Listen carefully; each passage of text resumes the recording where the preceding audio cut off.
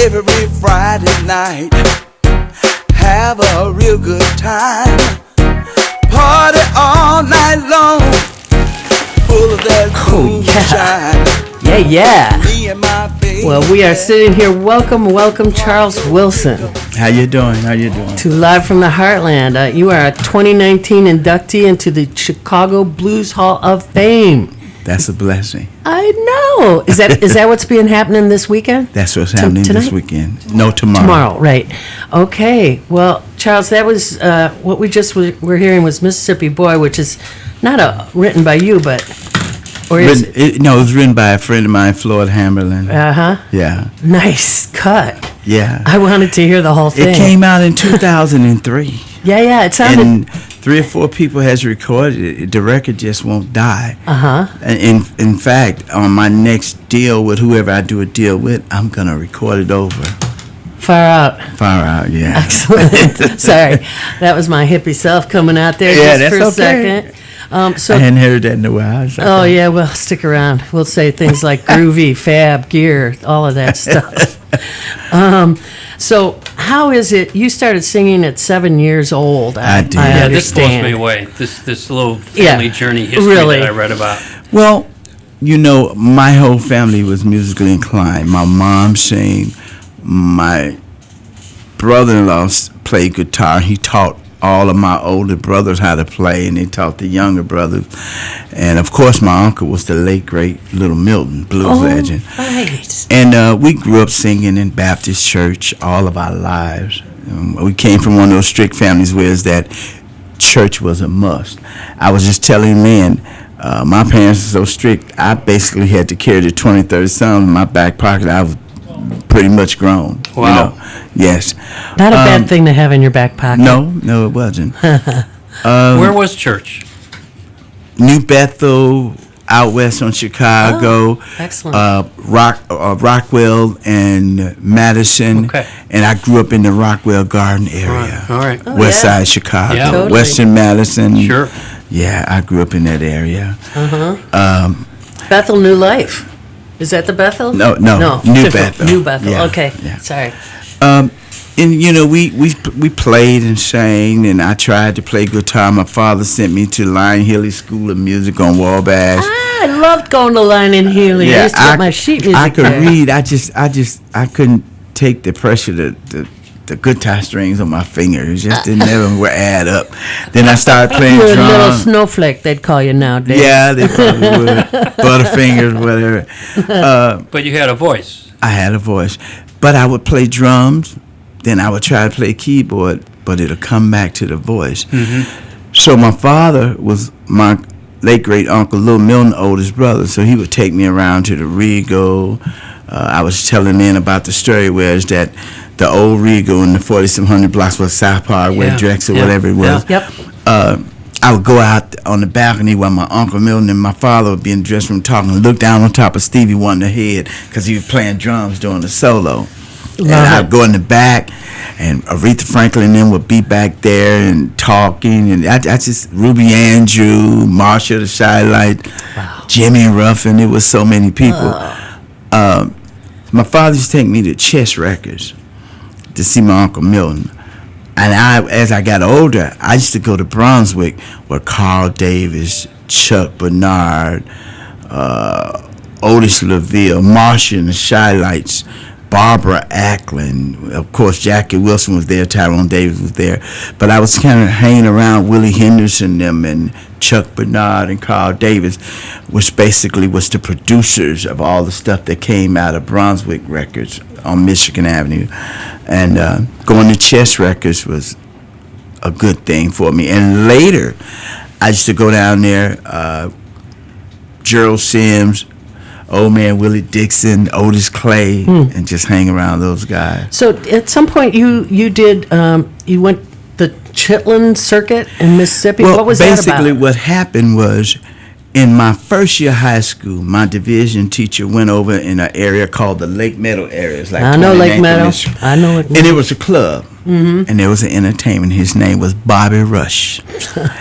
So he said to a guy by the name of Andre Williams, not the entertainer Andre Williams, a race car driver Andre Williams, was acting as Bobby Rush manager. Thank you, because I certainly would have wondered whether it right. was. Yeah. I knew Andre. I knew the late Andre Williams that passed away last year, early this year, I believe. Anyway, he said, I have a student that's trying to break into the business, and I like to talk to Mr. Rush about him. So Andre gave him his number, told me to call. So I called him, and he introduced me to Bobby Rush. At the time, Bobby Rush had a barbecue house on 79th and Halsted. Right. As needless as to say, I did not know that Bobby Rush and my late great uncle Lil Milton were best of friends. I didn't even know. So when I went over to meet Bobby Rush, I told him what I was trying to do. I want to get into the business. He said, well, listen, I'm not really so much into recording, but if I did, I would be looking for an act like a Sam and Dave, because that was a hot duo thing happening. I love then. Sam and Dave. And so, Love me some Sam and Dave. yeah. So I just kept in touch with him until one day he said, listen, I don't even know how talented you are. Never heard you sing, but your determination is so strong, I'll just take you with me. I said, okay. He said, I'll start you out as my ballet. So I started out carrying his clothes. When I got about 16, I had got my license. He let me start driving, and then I started opening up his show. So I graduated in 1975, did a year and a half college, and went out on the road. But in between that time, we would go up to like Madison, Wisconsin. It was called Church Keys then. Now I think it's the headline. And Luther Allison and Bobby Rush was like brothers. Mm-hmm. So we would Luther Allison. Mm-hmm. Yeah, we would follow Luther's show, and just Luther was playing that Flying V. He was signed to Motown at the time, and Luther was a great act. So me as a little boy, all this mesmerized me. I'm soaking it up. So I would be in the dressing room with Bobby Rush, starting over at the Burning Spear and all that. He was like, look, I'm not about to go on stage. Get out of the dressing room. Watch the other entertainers. You learn something from everybody. So they had Joe Tech coming through, James Brown, Lou Rawls, Al Green, and on and on and on. It just went on and on and on. So that's basically how I got into the business. So let me ask you a little bit more about Little Milton. Did you ever record that song of his, Grits Ain't Groceries? I mean, all around the world, I got blisters on my feet trying to find my woman, bring her home with me. If I don't love you, better be convinced. I'll run through the jungle, fight lions with a switch. Yeah. Then you go, Grits ain't groceries, eggs ain't poultry. I tell you what I recorded, though. 1987 on a CD titled Why. I recorded If Walls Could Talk. I recorded that before. Why was a label started by James Bennett. Traction Records was a label started by James Bennett, who had Bobby Rush on the label La Jam, and James Bennett was a guy out of Jackson, Mississippi, and he recorded that CD on me, Why, and we did the song If Walls Could Talk, Good Thing Man by Frank Lucas, several classic we put on there. You have rubbed elbows with everybody. It sounds like, indeed, and you're. Well, it was a thrill for me to be able to open up for major acts, because if they let me in the dressing room with them, and they would always do that, I had 115 questions in 5 seconds. Sure. So I needed to know. I needed to know what makes these things happen, why it happened. But what I've learned back then is that those guys could never really teach me nothing about the administration end, but they taught me about the road, the record, different things like that. I remember real well Chuck Jackson of the Independents. He was a writer with Marvin Yancey. And you know what, 321 LaSalle at the traffic court, the next building I was worked at that building. Right, the next building was 441. And I would go there every day and be with Chuck Jackson, Marvin Yancey, and they got Natalie Cole. And they cut This Will Be, and they got a deal with Capitol Records. And one day, I just go down there every day and hang out with Chuck. and Marvin Yancey. And one day I went there. He said, "Charles Wilson, come here. I want you to hear this. This is Nat King Cole's daughter." And he put the 45 on a red label, Capitol Records, and it was "This Will Be." He said, "She's finna be a big star." Maybe 6 months later, Chuck and them moved out to California. He live in Long Beach now because sometimes I have flown out to California. His nephew worked at the Air Force. Said, "Chuck said you should give him a call, you know." But I used to hang around guys like that. I used to hang around Albert King all the time. So, the road has been long and winding, but it also has included some real challenges. You went through a struggle with prostate cancer? No, never. Okay. Am I not wrong on that? I'm sorry. Yeah. We were Wrong about information. That. I had Yeah, the wrong never. information Yeah. here. Thank God for that. I've been basically blessed to not go through no kind of medical problem. So good. We can just skip right past Yeah. that. What would you say if someone asks you to describe your music?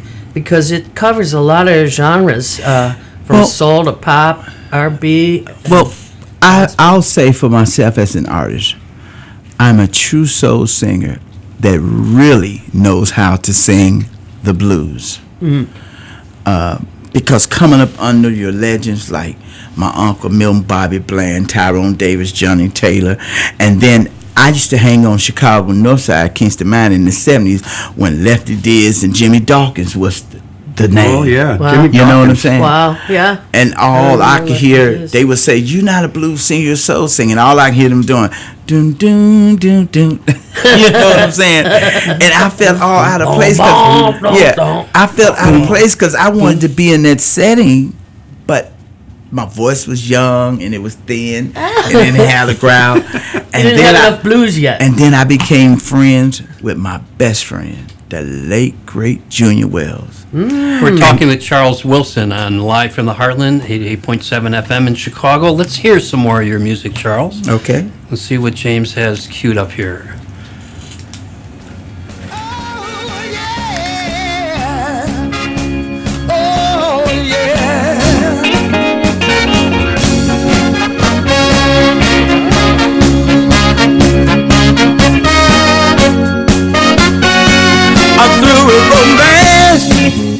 I'm giving up. We are sitting here talking to the That's Crown Kenny Prince Anderson of and Bill Soul. McFarlane on Hang on. That was Losing Boy. Yes. And this is Charles Taylor, who was Wilson. No, Wilson. Charles. Oh God. Just give me another name. Just I'm give me giving you another name. Too many names here. Wilson. I'm sorry. I was very taken with our engineer singing and dancing to your music just now, so I lost my mind. But who gave you the name of the Crown Prince of Soul? Jim O'Neill, founder how? of Living Blues. Well, Living Blues. was yeah. the- Used to be Jim right out at of the time, Chicago. at North Side Chicago. In Yeah, fact. we used to distribute it back before we started the Heartland Cafe. Yep, Okay. It was one of And those. Amy typeset all my magazines.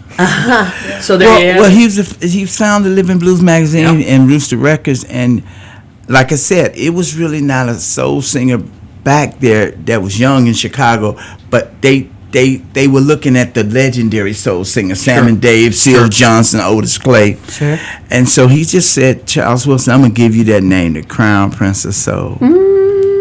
I don't know what made him say it. 1985, he gave me that name. So when you're young and back in the club and you're hearing all these greats, I want to ask you a Stevie Wonder question. You've referred to seeing him playing the drums. Solo. And of course, I'm remembering a 12-year-old Stevie Wonder on the jukebox with Yeah. his mouth harp Yeah. more than the voice. 'Cause Chromatic. the That's a Right. chromatic. He It was an blowed. amazing. Yeah, it wasn't a harp. It was Yeah. a chromatic. When it came out of this Yeah. young man's mouth, Yeah. literally, that was the sound that was so amazing. Well, here's what blew my mind, because I'm a young kid at this time. right. Right. We So both we got are. a blind. He's younger than us, everybody But out I'm there saying in at radio this time, land. I'm 13, 14. I'm seeing a blind man play drums. That was crazy. for me. Mind blowing. It was crazy. And he would do maybe a 10, 15-minute solo. Right. And I was trying to figure out how did that magic happen. You know what I'm saying? So that's the part that We all wondered grasped that me. about Stevie Yeah, Wonder. and then I found out later, as I got to be grown, Ray Charles played drums. I'm like, what? Mm-hmm. So that's the thing that So got me. how thrilled are you about to be being inducted into the It Chicago haven't Blues soaked in Hall yet. of Fame? It haven't soaked in yet. How did you find out about it? Garland Floyd called me in like February, I believe it was, and on a Sunday, and he just told me, and I'm like, okay. I know I cut. Okay. I know I cut my first record in 1978. My producer was Simtek Simmons. There used to be Simtek and Wiley. Okay.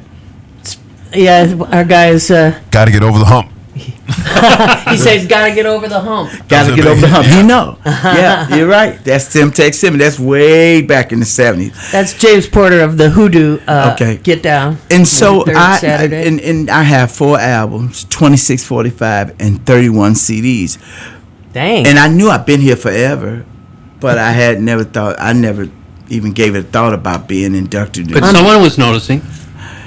Yeah. I'm thrilled you're going to get that kind of recognition Yeah. tomorrow at, and actually we should let people know they could still get tickets to the Chicago Blues Hall of Fame tomorrow, 2 p.m., www.buddyguy.com.